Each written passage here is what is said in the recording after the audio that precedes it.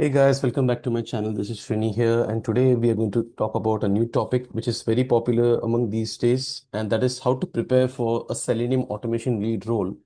So, what I'll be focusing on today are the areas which you need to prepare in order to appear for the interview. Now, as you all might be knowing, there is a lot of layoffs being happening across multiple companies, and because of that, there are a lot of candidates who are available in the job market. So, due to which there is a lot of competition across. So I would want you all to excel in that competition and emerge as winners and get victorious getting a job offer. So for that, what I've planned to do is that whatever areas I have personally seen a automation lead, a interviewer would be requiring to ask questions to the candidate. Going to list down everything in this particular video session. And if you all want me to prepare a detailed video to go over each of them in detail, please do let me know in the comment section and I'll be happy to create a video on that. So the first of all, the most important thing is the tech stack. Now, depending upon your JD, which you're applying for the job, if it is for a particular Java plus particular automation tool, let's say, for example, we have a Java and automation tool. That could be one tech stack. Or it could be that they are requiring a JS or a TypeScript with some automation tool. So that could be another tech stack. Then it could be a Python programming language with a particular automation tool. So I'll talk about the different combinations of tools which are available in the market today and which are in high demand. So I'll also advise what to prepare. So these could be the three skill sets which you might be looking for, or you might be also having C sharp. Okay. So your first objective should be to look over JD and identify what is the key tech stack they are looking for. So this is one of the key tech stack which I feel is totally important in order to prepare yourself for any interview. If you're going in for automation, you need to think about what is the tech stack required for from the JD perspective. After this, what we require to know for sure, I mean mandatory, I'm saying this is mandatory for any particular automation tool, there will be something called as a build tool. You need to know that build tool. Now, in case of Java, it is Maven build tool. So likewise, find out what is the build tool we are using there. How are we going to build our project? And it should not be happening via adding an external jar or placing whatever dependencies are there explicitly. Rather than that, we should be getting it built by using a tool like Maven, how it is for Java. Then what is the process we are following for CI/CD? Which all tools you'll be using? So generally for any particular project, CI/CD Jenkins is the popular tool. And for code versioning, it is Git. So this is a must. And apart from that, you need to surely have some kind of a reporting mechanism. Now I'll talk about some reports which are very popular in market. Allure report is there, Extend report is there. And if you're working with Playwright, Playwright has its inbuilt report. But if you want a customized and a very good looking report, I would strongly say you can go for Allure report or Extend report. I'm just going to increase the zoom size a bit. Yeah, this is looking fine now. So this is the other mandatory things. Now we also need some logging mechanism. So I would definitely require to know concepts of log4j for logging purpose. So I've covered reporting, I've covered logging, I've covered CI/CD, I have covered the code versioning tool. These are some of the important mandatory concepts which you need to know. And of course, you'll be doing some interaction with the database and maybe some Excel interaction. So how do you do the interaction of these different components you need to know? So these are the mandatory concepts which you need to be aware of for any particular automation tool or tool and programming language. So this is how I would be tackling the first part, the tech stack. And nowadays, there are also requirements that we should definitely know Docker and Kubernetes, at least basics of Kubernetes. And nowadays, companies also aligning to have knowledge on Linux and Unix as well, because you would be required to run some commands and you need to know the basics of these Unix or Linux. Okay. Now, after that is done, the second important thing which you need to know is the manual test processes. Now, I know we are going to work on automation, but believe me, once you get selected in any company or in any project, there will definitely be at least 60 to 70% of manual testing. So you heard it right. It is 60 to 70% of manual testing, no matter how much good you are in automation, or they may be having some requirements for automation testing. but definitely this much of manual testing is required, no matter what is your experience. You may be an automation lead, you may be an architect in automation, or you may be automation manager. You have to still work as an individual contributor and also contribute to manual testing. So this is very important that you understand all the different manual test processes which we have, like the agile methodology. I'm going to list down the few important things for sure. From a test lead perspective, you need to know about test plan, you need to know about test strategy. So I can create a detailed video on these topics if you can let me know in the comments if you're interested. Then RTM means requirement traceability matrix. Then different testing types are there.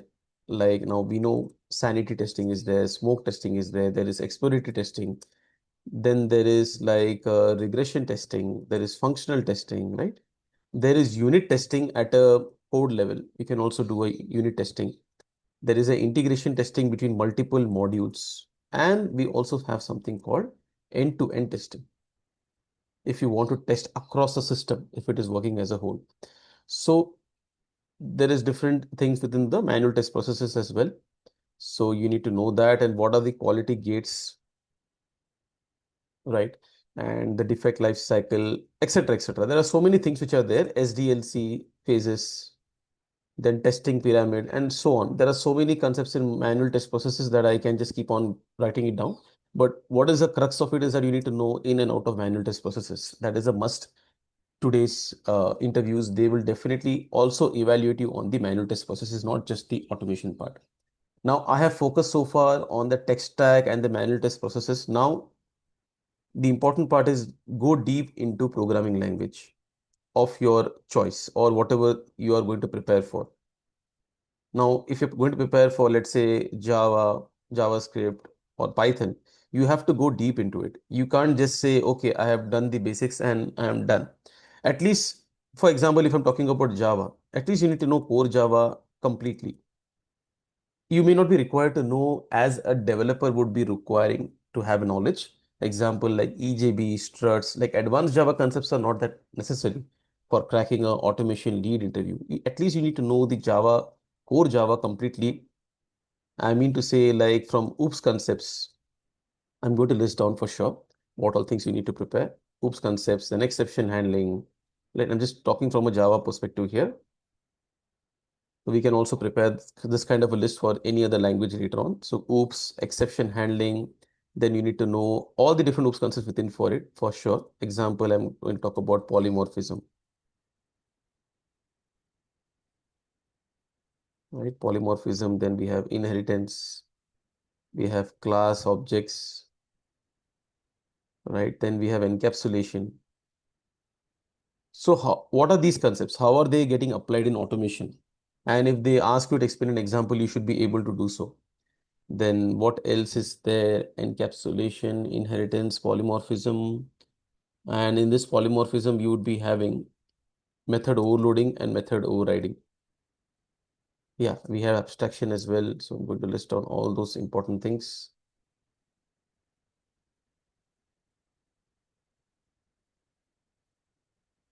Abstraction, okay. Yeah, so apart from that, exception handling for sure, then you would be required to know collections in and out. Collections is very important topic. Java 1.8 features, you need to definitely be well prepared because especially they ask you questions on Stream API and also on Lambda interface. They will ask you a question and they will expect you to solve it efficiently with less lines of code. So people generally don't know what to do in that scenario. So you have to use Stream API.